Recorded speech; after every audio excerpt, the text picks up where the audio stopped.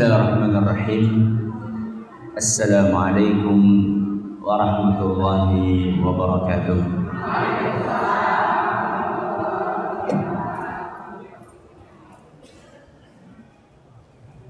Alhamdulillahi rabbil alamin. Wa bihi nasta'inu ala umuri dunya waddin. Sallallahu ala nabiyyina Muhammadin wa ala alihi wa sahbihi ajma'in. Amma ba'd. Kita panjatkan puja dan puji syukur kehadirat Allah tabaraka wa taala. Pada kesempatan pagi yang sangat sejuk ini, kita kembali diberi kekuatan, kesehatan, hidayah serta taufik dari Allah Jalla wa Ala, sehingga kita bisa kembali menghadiri pengajian rutin Jumat pagi di Masjid Agung Darussalam Purbalingga. Kita berharap semoga Allah tabaraka wa taala berkenan untuk melimpahkan kepada kita semuanya ilmu yang bermanfaat, sehingga bisa kita amalkan sebagai bekal untuk menghadap kepada Allah Jalla wa Ala. Amin ya rabbal alamin. Salam dan salam semoga senantiasa tercurahkan kepada junjungan kita Nabi besar Muhammad sallallahu alaihi wasallam, kepada para sahabatnya, keluarganya, dan umatnya yang setia mengikuti tuntunannya hingga di akhir nanti. Para hadirin dan hadirat sekalian yang kami hormati, pada kesempatan yang berbahagia kali ini kita akan membahas sebuah tema yang berjudul "Ndak ada ruginya". Panjenengan pengen sesuatu yang nggak ada ruginya? Untung terus. Atau judul yang lainnya, untung terus, nggak bakalan rugi. Apa itu Ustadz yang untung terus dan tidak ada ruginya? Masing-masing dari kita pernah berdoa. Pernah apa sering? Sering. Tadi pagi sudah berdoa apa belum? Doa apa?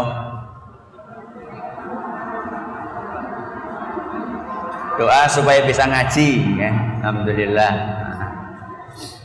Dari sekian banyak doa yang kita panjatkan kepada Allah Subhanahu wa taala, biasanya ada doa yang belum dikabulkan. Dari sekian banyak doa yang kita panjatkan kepada Allah, biasanya ada yang belum dikabulkan sama Allah. Panjenengan pernah mengalami kondisi itu? Pernah. Apa yang belum dikabulkan? Bapak-bapak, yang belum dikabulkan apa doanya? Gak ada, Pak? Ini kalau diam berarti semuanya doanya dikabulkan ini. Apa, Pak, doa yang belum dikabulkan sama Allah? Apa? Nikah lagi? Ibu-ibu, apa Bu doanya Bu yang belum dikabulkan, Bu? Pengen punya mobil? Oh, pengen haji. Masya Allah. Semoga semuanya bisa haji. Amin. Orang ketika dia berdoa kok belum juga dikabulkan, sikapnya macam-macam. Dari satu orang ke orang yang lain beda-beda sikapnya. Ada orang yang pantang mundur. Belum dikabulkan, tidak apa-apa, aku tetap donga. Ini manusia jenis pertama. Ini bagus ini. Orang-orang yang pantang mundur, nggak mau menyerah. Belum dikabulkan, tidak apa-apa. Bukan masalah dikabulkan, yang penting doa. Ini manusia jenis pertama. Manusia jenis yang kedua adalah orang-orang yang kebalikannya manusia yang pertama. Kalau tadi pantang menyerah, ini menyerah, putus asa dia. Ketika dia tanya, kok nggak doa lagi? Wis suwe banget golek donga. Wis sepirasi telung dina. Telung dina jere suwe banget. Ini orang yang kedua menyerah. Orang yang ketiga lebih parah daripada orang yang kedua. Dia bukan hanya menyerah, tapi dia mulai suudzon kepada Allah Subhanahu wa taala. Suudzon itu apa? Berburuk sangka. Bagaimana Ustaz contohnya buruk sangka kepada Allah? Mungkin dia mengatakan, Allah ini sudah enggak peduli lagi sama diriku. Jadi kalau kayak gitu, buat apa aku sholat? Dahung aku minta sama Allah kok enggak dikasih. Buat apa aku sholat? Buat apa aku puasa? Buat apa aku zakat? Aku sudah melakukan perintah-perintah Allah dan menjauhi larangan-larangannya. Aku minta aja nggak dikasih sama Allah. Allah ini sudah lupa sama aku. Ini orang-orang yang mulai suudzon. Manusia-manusia jenis yang kedua dan yang ketiga ini bisanya seperti itu karena mereka tidak kenal siapa Allah. Adanya manusia jenis yang kedua dan ketiga, yang kedua yang putus asa, yang ketiga yang gampang suudzon kepada Allah, ini gara-gara mereka ini belum kenal Allah itu siapa. Atau bahasa lainnya, ma'rifatnya kepada Allah itu rendah. Ma'rifat itu artinya pemahaman, pengenalan, pengetahuan. Pengetahuan dia tentang Allah rendah sekali. Kenapa? Karena Allah Subhanahu wa taala itu karunia-Nya sangat luas. Allah itu Maha Pengasih, Maha Penyayang, Maha Penyantun. Tidak mungkin Allah Subhanahu wa taala itu menyia-nyiakan hambanya, itu nggak mungkin. Allah itu nggak mungkin menterlantarkan hambanya, apalagi hamba-hamba yang rajin beribadah kepada Allah Subhanahu wa taala. Dan perlu kita ketahui bahwa orang yang berdoa, apapun kondisinya, dikabulkan atau tidak, atau dikabulkan tapi lama dikabulkannya, atau bahkan tidak dikabulkan sama sekali, apapun kondisi orang yang berdoa, tidak ada ruginya. Nah, itu judulnya. Tidak ada ruginya buat siapa? Orang yang berdoa. Dalilnya mana Ustaz? Kalau orang yang berdoa itu tidak ada ruginya. Hadis Nabi SAW yang ada di hadapan Bapak Ibu sekalian.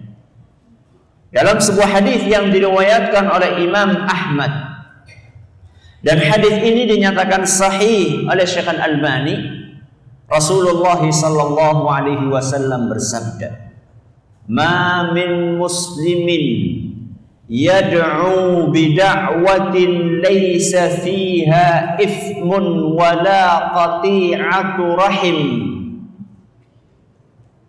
Muslim manapun yang berdoa kepada Allah, asalkan doanya tidak mengandung dosa, isi permintaannya tidak mengandung apa? Dosa. Contohnya pripun? Ya Allah, aku njaluk nomor sing pas.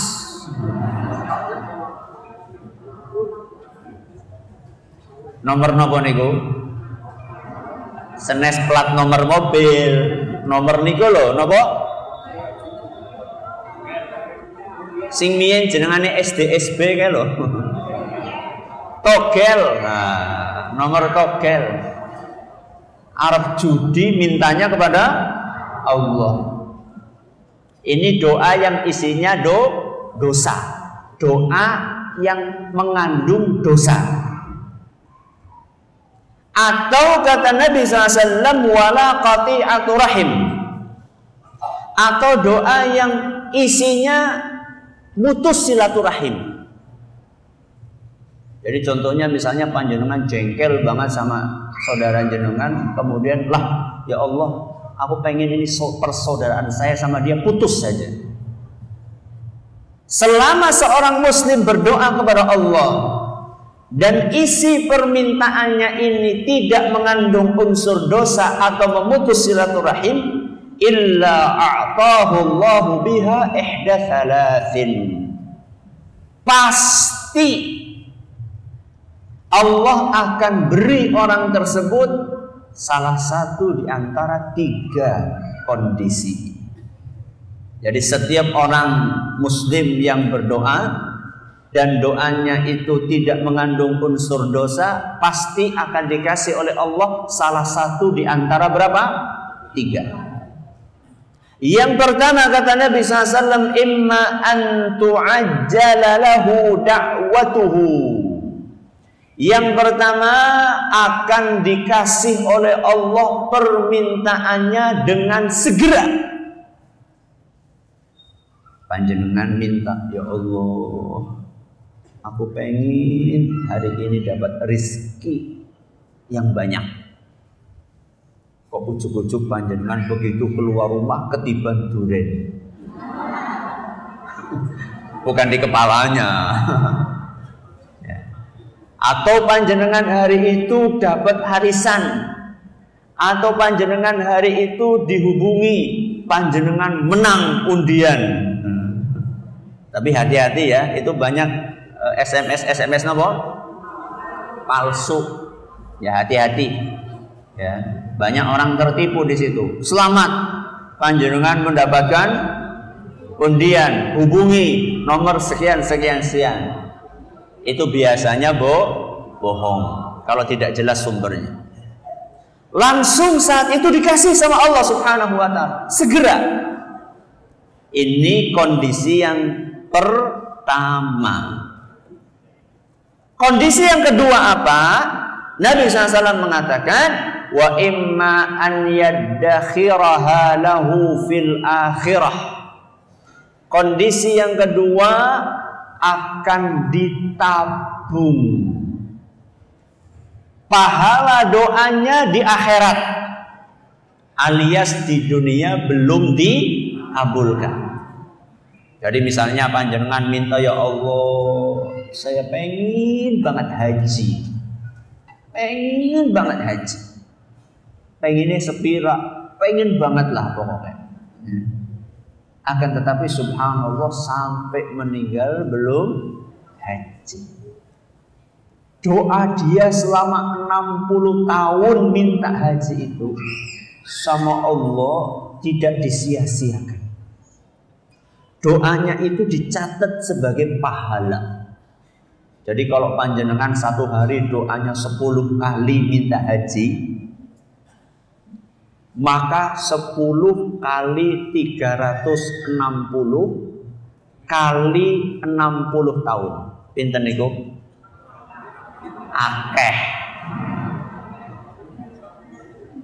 Tahu-tahu pada hari kiamat, subhanallah, ki pahalane akeh temen. Ternyata dari apa?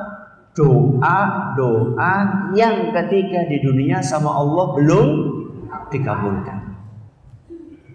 Ini kemungkinan yang keberapa? Yang kedua. Kemungkinan yang ketiga kata Nabi sallallahu alaihi wasallam, wa imma an yasrifa anhu minas su'i mithlaha, atau akan dihindarkan dari mara bahaya. Doanya nggak dikabulkan sama Allah permintaannya, akan tetapi sama Allah dihindarkan dia dari musibah. Yang musibah itu sepadan dengan isi doanya. Gini loh contohnya, panjenengan tadi pagi minta sama Allah, ya Allah, hari ini anak saya butuh bayaran sekolah. Berapa biasanya bayaran sekolah itu? Kalau sudah tagihan itu sampai 1 juta enggak? nyampe, tergantung sekolahnya. Kalau sekolah mahal ya mahal.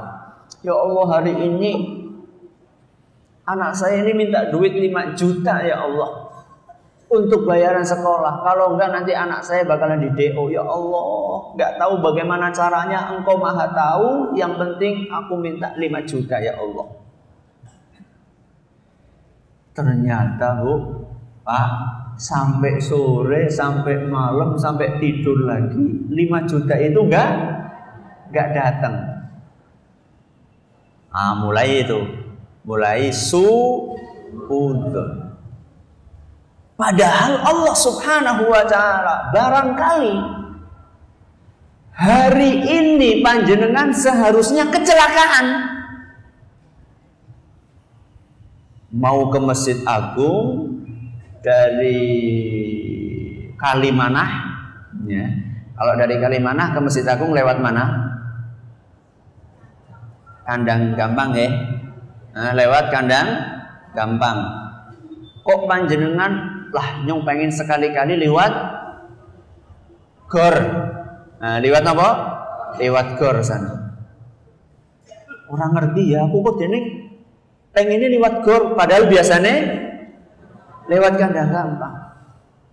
Ternyata Allah menginginkan panjenengan selamat, karena di Kandang Gampang pada jam, menit, detik yang sama ada kecelakaan. Kalau jenengan lewat situ, jenengan kakinya patah karena ketabrak mobil, harus dipasang pen, biayanya 5 juta.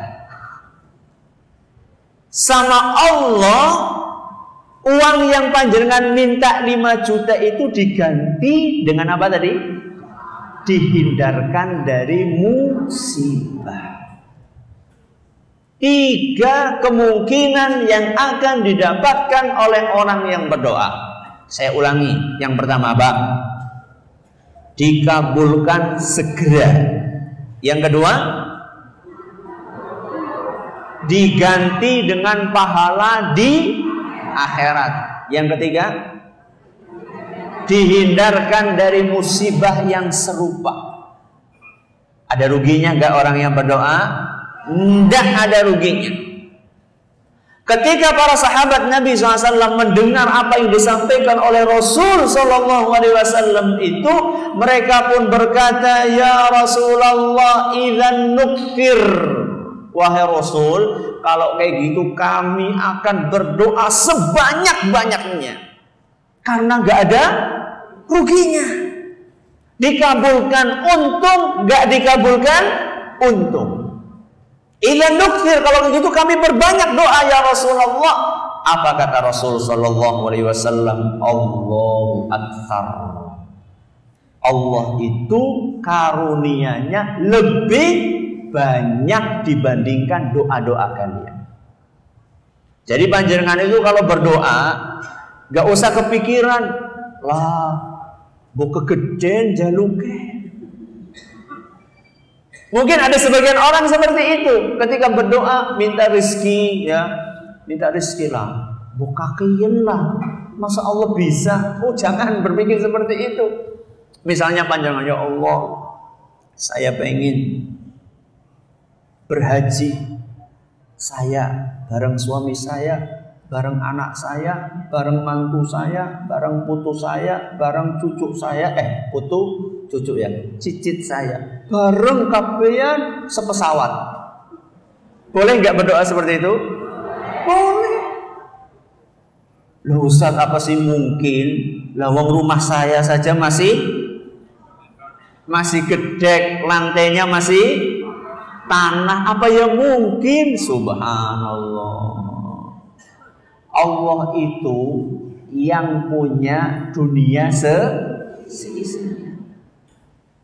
Jadi pesawat yang panjenengan pikirkan, ya, sangu yang jenengan pikirkan, penginapan nanti di Mekah yang jenengan pikirkan, beras yang buat sangu ke sana, yang pada masak beras di sana, ya. Itu semuanya punyaan Allah Subhanahu wa ta'ala. Maka sebanyak apapun doa yang kita panjatkan kepada Allah, karunia Allah lebih banyak. Ini pesan dari Nabi kita Muhammad Sallallahu Alaihi Wasallam. Jadi bapak-bapak dan ibu-ibu yang kami hormati, orang itu kalau berdoa mesti dikabulkan. Mesti dikabulkan. Asalkan dongane bener. Gak kayak tadi itu donga tapi jaluk apa? Nomor. Buktinya Ustaz anak sing jaluk nomor oleh Ustaz. Itu namanya tipuan dari syaitan. Ya. Jadi orang yang berdoa, kalau doanya benar mesti dikabulkan. Kenapa? Karena Allah sudah janji. Panjenengan yakin nggak sama Allah? Yakin 100%? 1000%. Allah itu kalau sudah janji, mungkin nggak ingkar janji?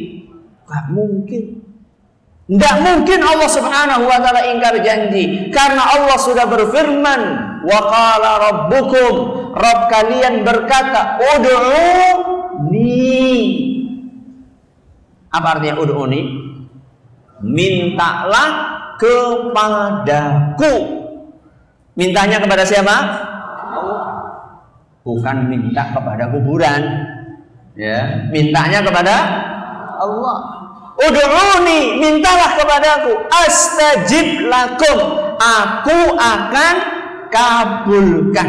Ini dalam Al-Quran surat Ghafir ayat 60. Allah sudah janji. Gak mungkin Allah Subhanahu wa Ta'ala itu, orang Jawa mengatakan belenjani, itu gak mungkin. Kalau kayak kulo jenengan itu mungkin saja janji tidak menepati. Tapi kalau Allah Subhanahu wa Ta'ala sudah janji, gak mungkin Allah itu menepati janjinya. Maaf, gak mungkin Allah mengingkari janjinya, itu gak mungkin. Nah, mungkin ada yang bertanya, Ustadz, buktinya saya berdoa belum juga dikabulkan. Jawabannya kata para ulama, yang namanya pengabulan doa itu macem-macem. Kayak tadi ada orang yang berdoa langsung dikabulkan sama persis dengan permintaannya. Mungkin bapak-bapak dahulu ya, ketika masih bujangan berdoa, ya Allah, aku pengen nikah dengan bunga desa, namanya Bunga Maimunah katanya. Kata bapak ini, ya Allah namanya Maimunah misalnya. Ternyata betul ya, langsung dikabulkan sama Allah, nikah sama siapa tadi? Maimunah. Ini kalau ada ibu-ibu yang namanya ngepasin, nuwun sewu Bu ya. Betul, sesuai dengan permintaannya, mirip sesuai dengan permintaannya, dikabulkan sama Allah Subhanahu wa Ta'ala, dan segeranya bagaimana? Segeranya ketika panjenengan datang ke rumah orang tuanya Maimunah. Bapaknya siapa, Pak? Ya, begitu datang ke rumahnya orang tuanya Maimunah, ya, Assalamualaikum, waalaikumsalam. Loh, Mas Joko, ya, yang paling cocok ya. Loh, Mas Joko, sudah saya lama tunggu. Panjenengan ini dari mana saja? Saya pengen ketemu sama jenengan dari dulu. Aduh, nun sewu, ada apa? Ini loh anak saya Maimunah pengen nikah. Subhanallah, belum ngomong, ya, malah orang tuanya yang menawarkan. Allahu Akbar. Ini jenis pertama ini. Orang minta dikabulkan sesuai dengan isi permintaannya dan cepat dikabulkannya. Ini pengabulan jenis yang pertama. Pengabulan jenis yang kedua. Pengabulan jenis yang kedua, dikabulkan oleh Allah sesuai dengan permintaannya, tapi mentenine suwe. Kalau tadi Pak Joko nikah sama Maimunah, sekarang ada bunga desa lainnya. Siapa? Maisaroh. Ini nun sewu loh Bu, ini cuma misal ya Bu ya. Kalau ada yang namanya pas, ini nggak ada unsur kesengajaan Bu ya. Maisaroh. Ada seorang pemuda yang pengen nikah sama Maisarah. Siapa namanya?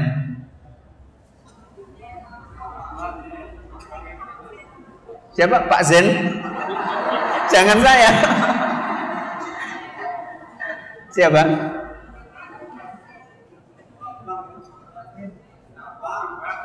Bambang. Oh ya, Bambang.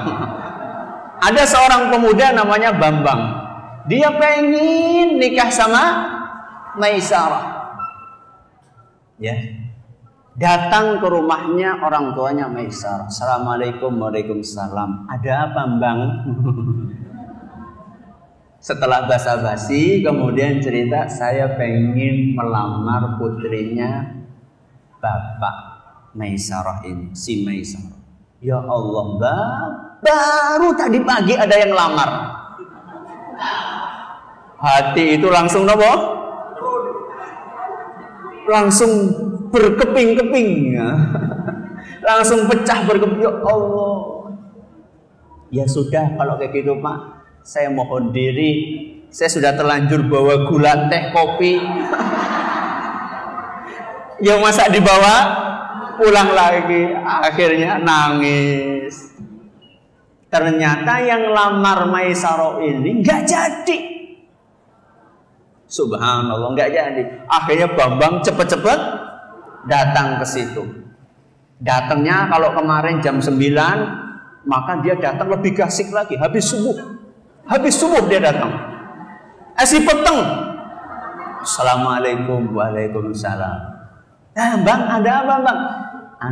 Kemarin katanya gak jadi itu ya yang melamar putrinya Bapak. Iya, tapi tadi malam ada yang melamar lagi. Astagfirullah. Kurang gasik, ternyata datangnya malam, gak jadi lagi. Sampai 5 kali. Baru setelah 5 kali, ya Allah Bang, alhamdulillah kamu datang sekarang.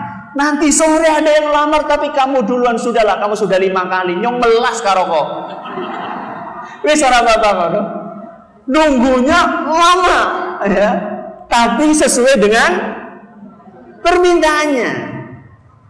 Ini contoh ya, ini cuma contoh. Panjenengan bisa analogikan dengan yang lainnya, bisa panjenengan kiaskan dengan yang lainnya.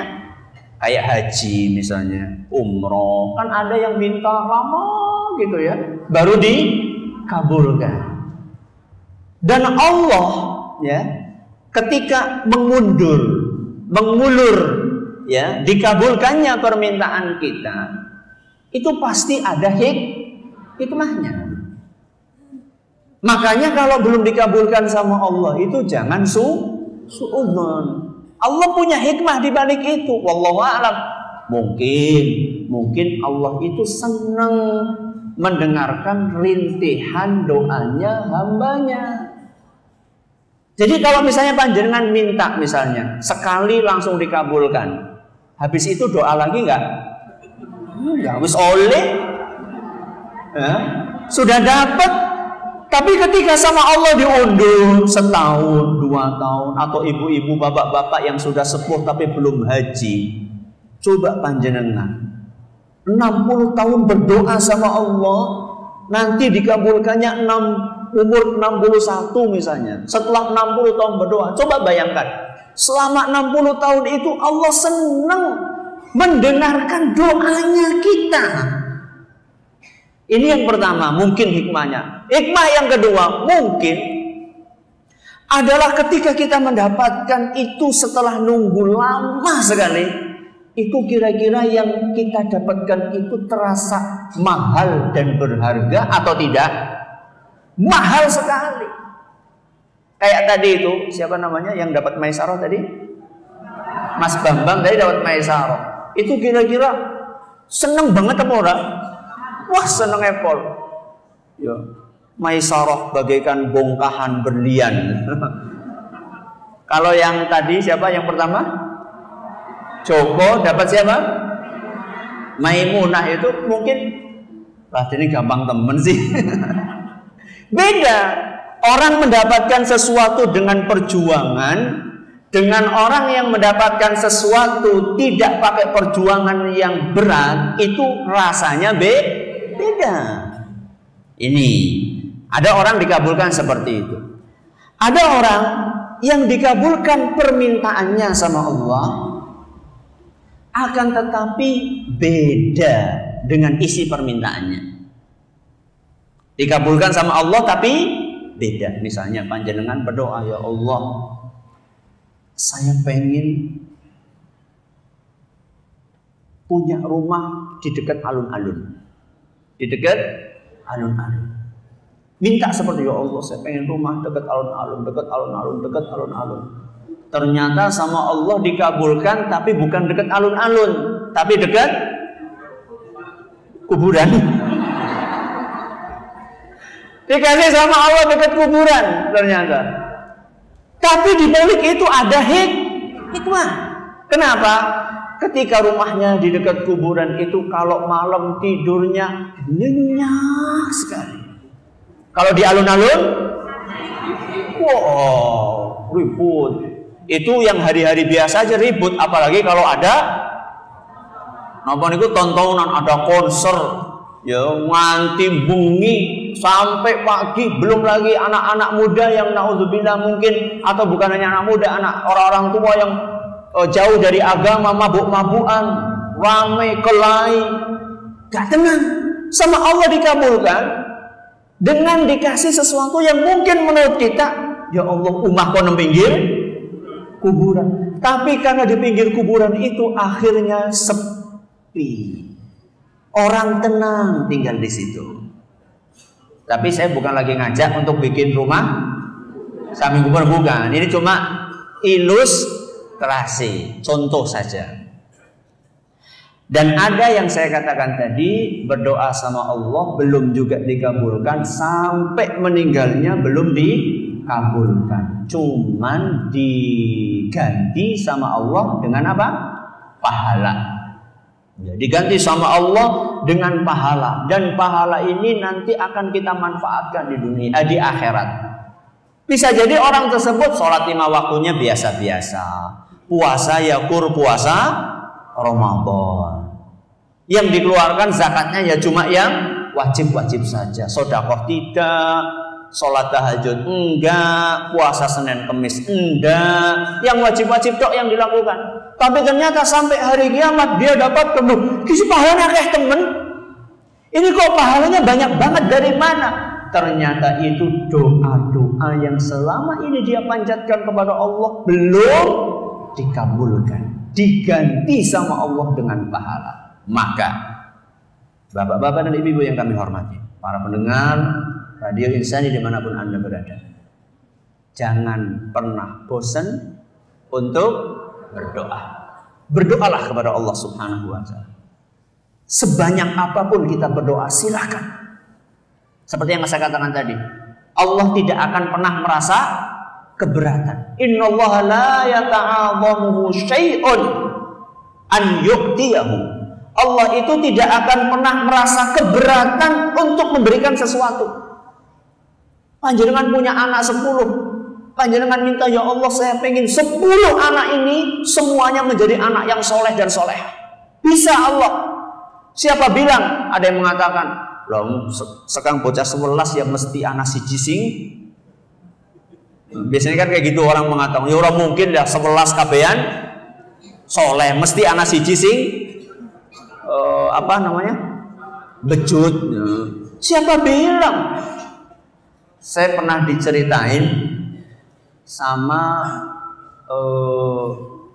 seseorang, saya lupa namanya, bercerita tentang seorang bapak punya anak 40 kalau nggak salah.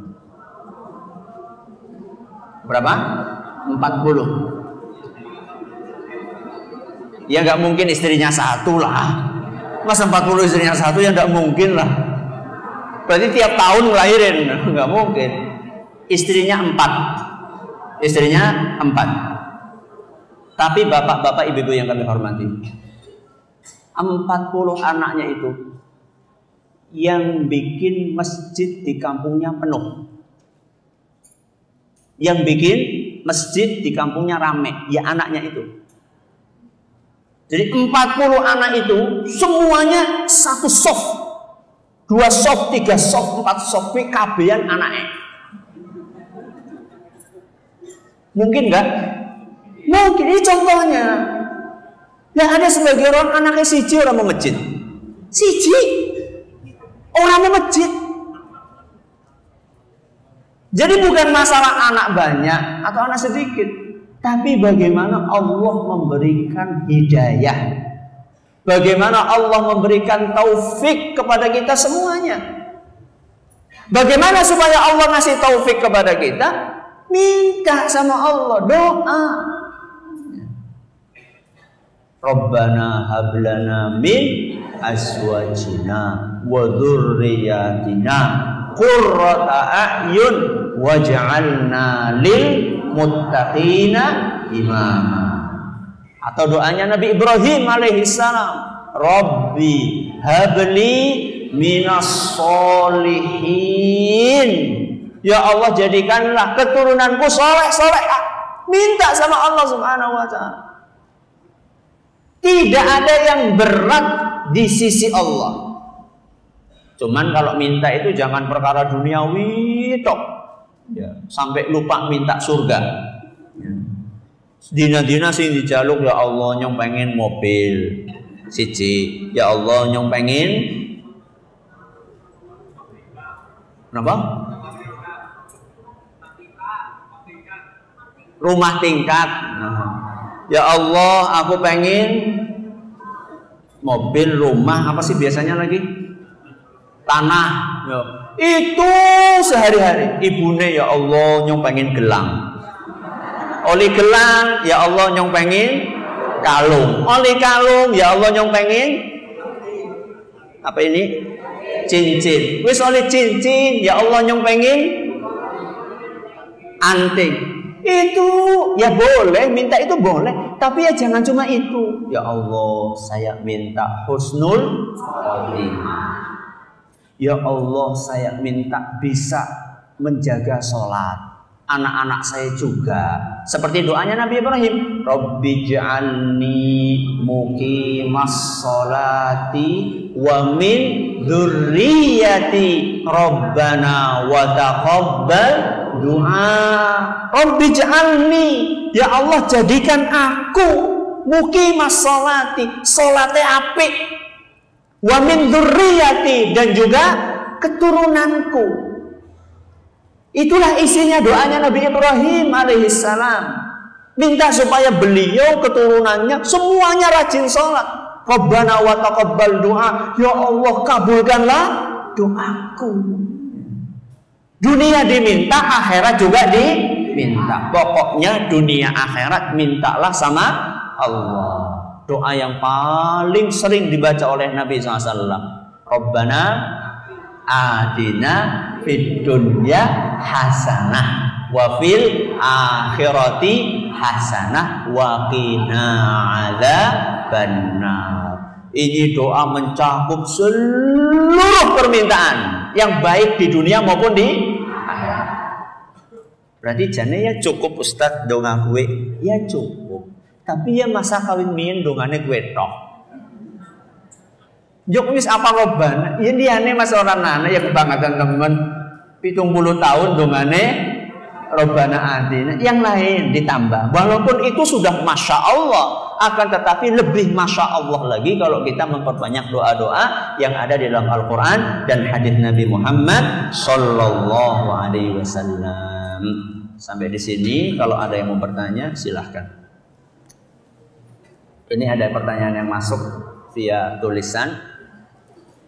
Ustaz, puasa sunnah bulan Syawal 6 hari, hadisnya sahih atau tidak? Hadisnya sahih. Hadisnya sahih, riwayat Muslim. Kalau ada sebagian ulama yang belum mengamalkan hadis itu, ya tidak apa-apa. Ya. Beliau belum mengamalkan, yang lainnya mengamalkan. Yang jelas hadisnya sahih, riwayat Muslim. Takbiran hari tasyrik, hadisnya sahih atau dhaif. Takbiran mulai dari tanggal 1 apa? Dzulhijjah sampai tanggal 13 itu disunnahkan. Itu disunnahkan. Hanya saja para ulama berbeda pendapat, apakah perlu dikhususkan setiap habis sholat atau tidak. Itu perbedaannya. Tapi kalau takbir, memperbanyak takbir itu disunahkan. Yang mereka perselisihkan itu adalah apakah setiap habis sholat itu perlu takbir rutin, ya, di tanggal 10, 11, 12 dan 13 atau tidak. Itu ada perbedaan pendapat di antara para ulama. Wallahu a'lam bishawab. Silakan.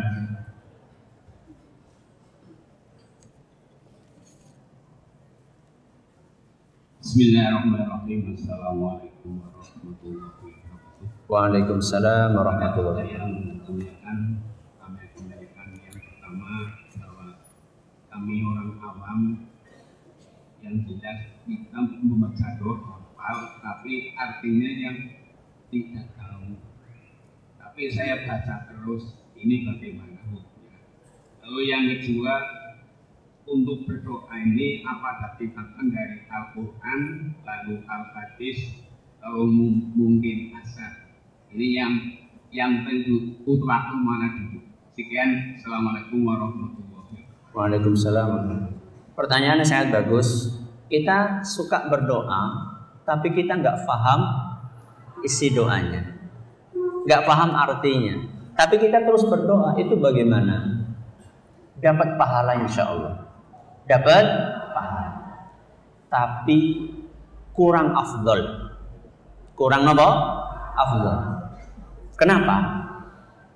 Karena kalau kita faham isi doa kita akan bisa lebih menghayati.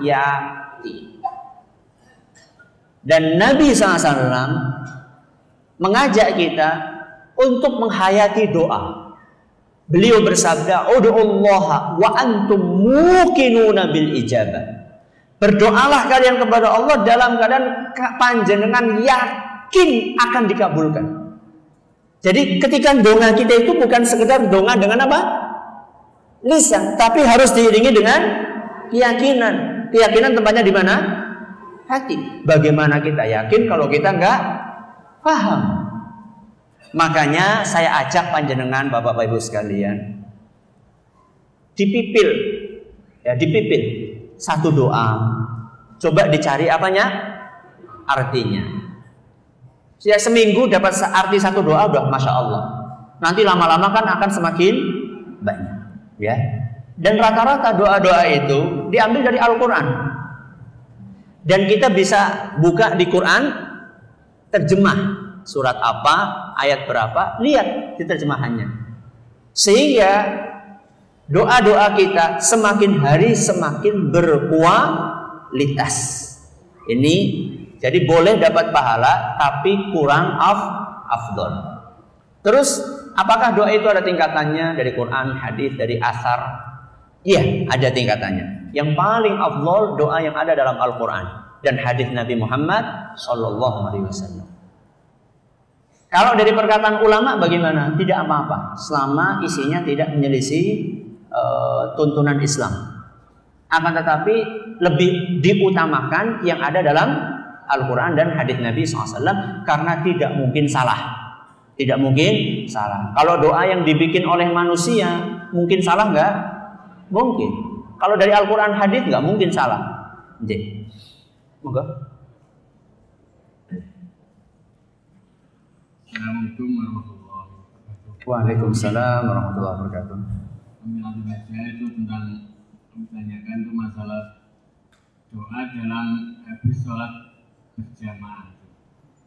Itu sebaiknya apa sholat apa berdoa sendiri-sendiri atau juga diimami oleh imam pertama. Yang kedua itu masalah sambatan sholat itu Pak.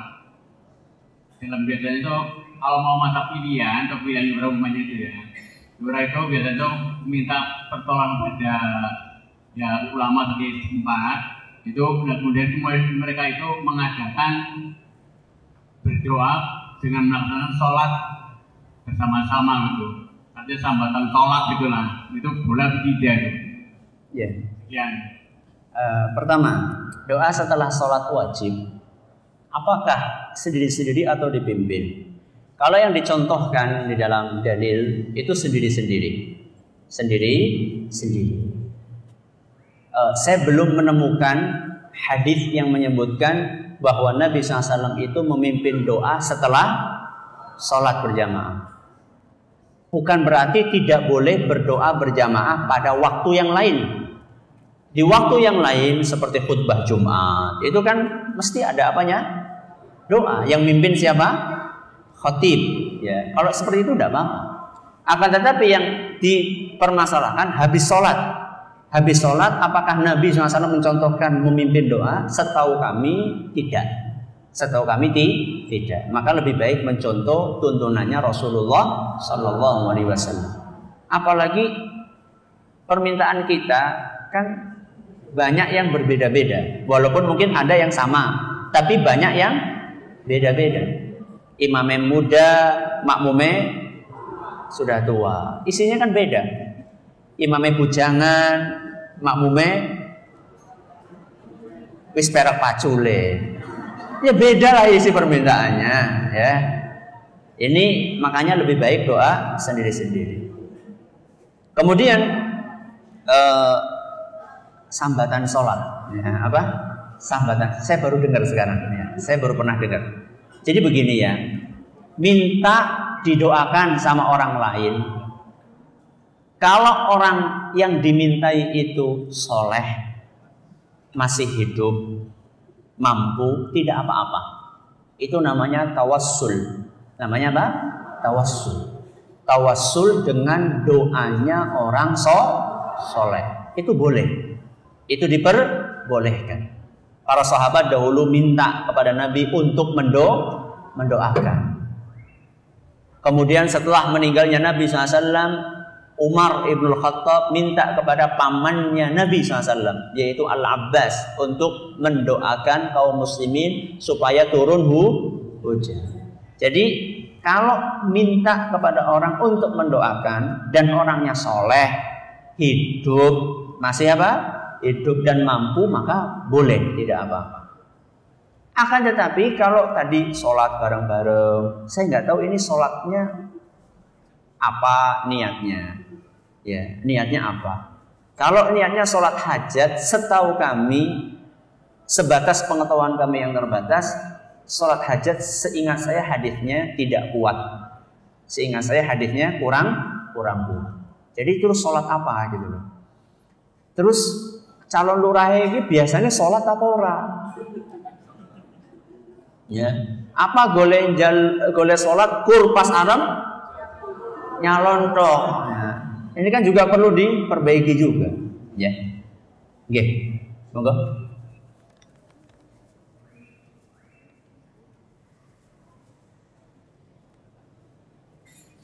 Monggo.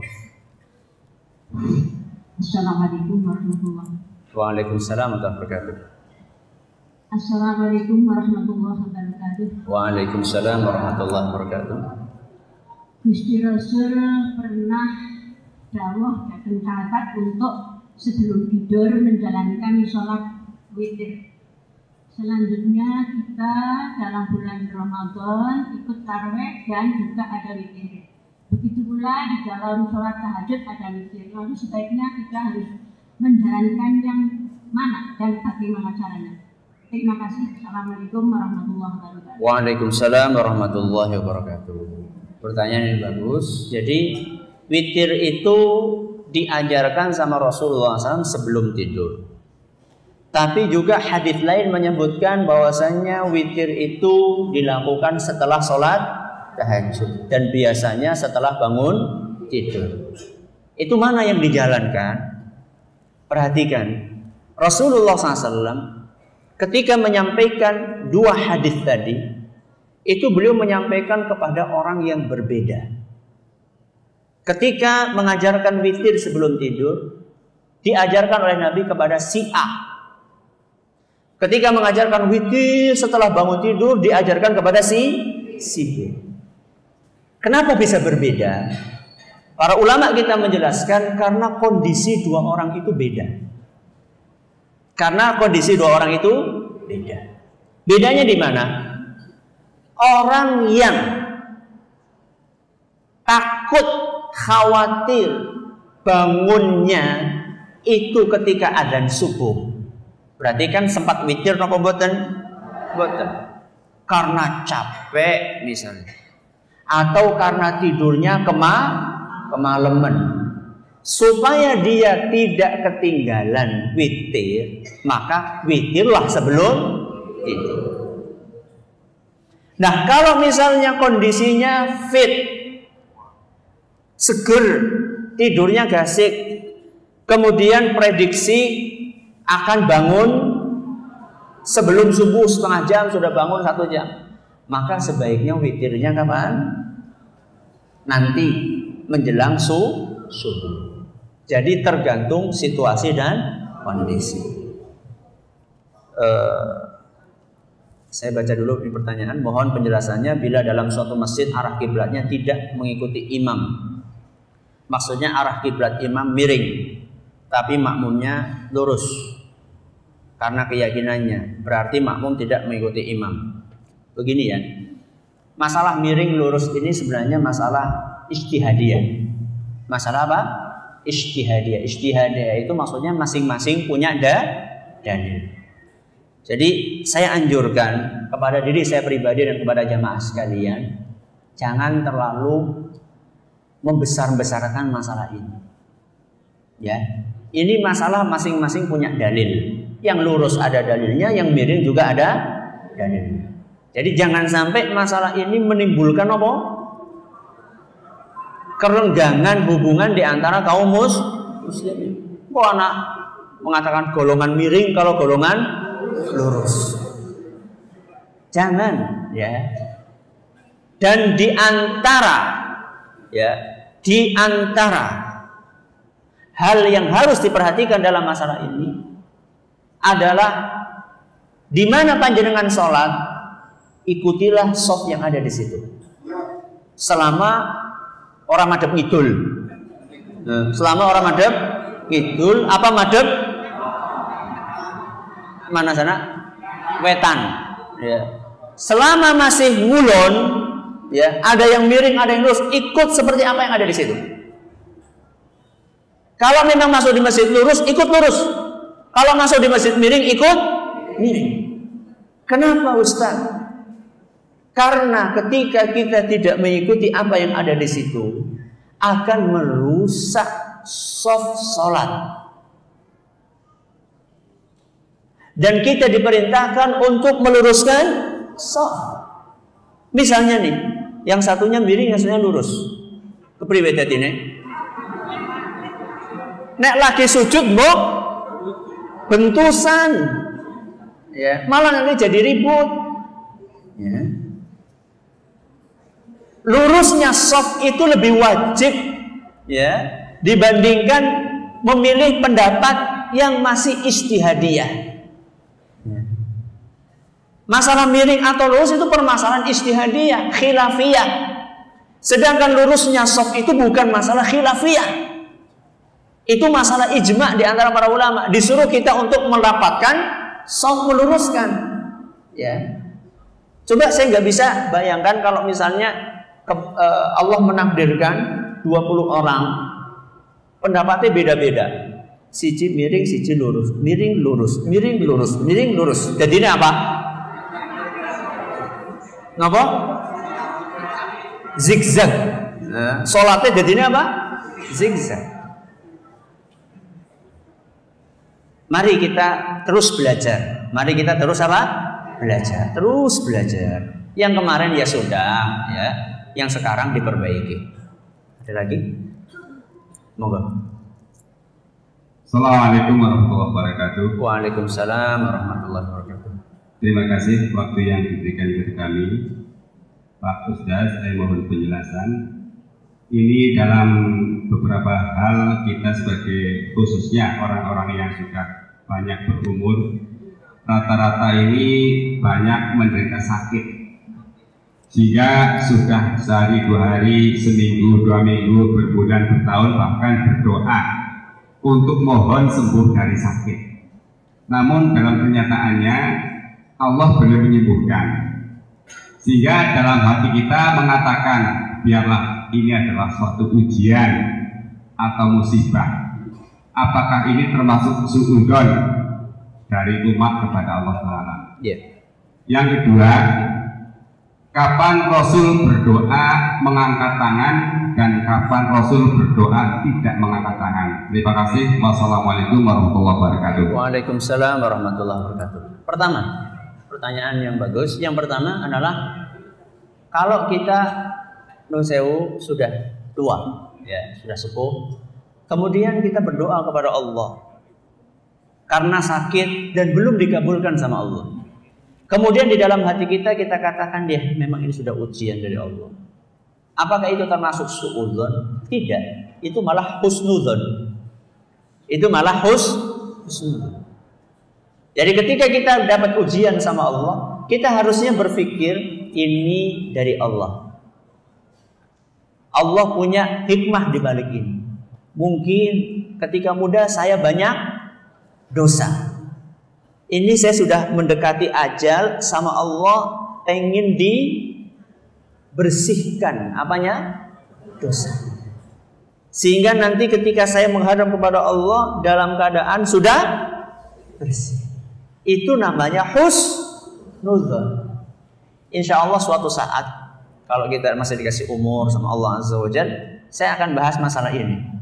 Ya. Masalah pentingnya ketika kita mendapatkan sesuatu yang gak enak, langsung kita hadirkan perasaan ini dari Allah. Penting ini. Ya, karena nanti buntutnya akan bagus sekali, akan sabar, akan menghadapi dengan tabah dan seterusnya. Jadi itu bukan suudzon, itu malah husnudzon. Terus Rasulullah SAW kapan ngangkat tangan dalam berdoa, kapan tidak? Saya kasih contoh saja ya. Rasulullah SAW mengangkat tangan, contohnya ketika doa istisqa. Ketika doa istisqa. Kenapa istisqa? Doa minta hujan. Doa minta hujan. Beliau jelas mengangkat apa? Tangan. Kemudian juga di antara momen yang direkam oleh para sahabat Nabi SAW bahwa Rasulullah SAW mengangkat tangan adalah ketika beliau Sallallahu Alaihi Wasallam berdoa di antara Safa dan Marwah, yaitu orang yang berhaji. Contoh yang Nabi SAW tidak mengangkat tangan saat berdoa, contohnya satu, ketika beliau berdoa di dalam sujud beliau pas sholat, ngangkat tangan apa badan? Ya angel. Itu contoh. Ya. Contoh yang lain juga, ya. Rasulullah SAW tidak mengatakan ketika berdoa adalah ketika beliau khutbah Jumat. Ketika beliau khutbah Jumat, ketika beliau memimpin doa, beliau tidak mengangkat tangan, tapi mengacungkan jari telunjuk. Alhamdulillah sudah mulai banyak yang mengenal sunnah ini. Ya, jadi khotibnya itu ketika doa mengacungkan jari telunjuknya. Makmumnya bagaimana? Makmumnya mengamini, tapi setahu kami tidak perlu mengangkat tangan. Itu yang dicontohkan oleh Nabi kita Muhammad SAW. Terus bagaimana posisi tangannya? Ya biasa saja, tangannya biasa sambil mengamini doa. Itu contoh-contohnya. Itu contoh-contohnya. Mungkin ini terakhir ada permintaan doa untuk Bapak Suwiknyo. Ya, suami dari Ibu Suparni,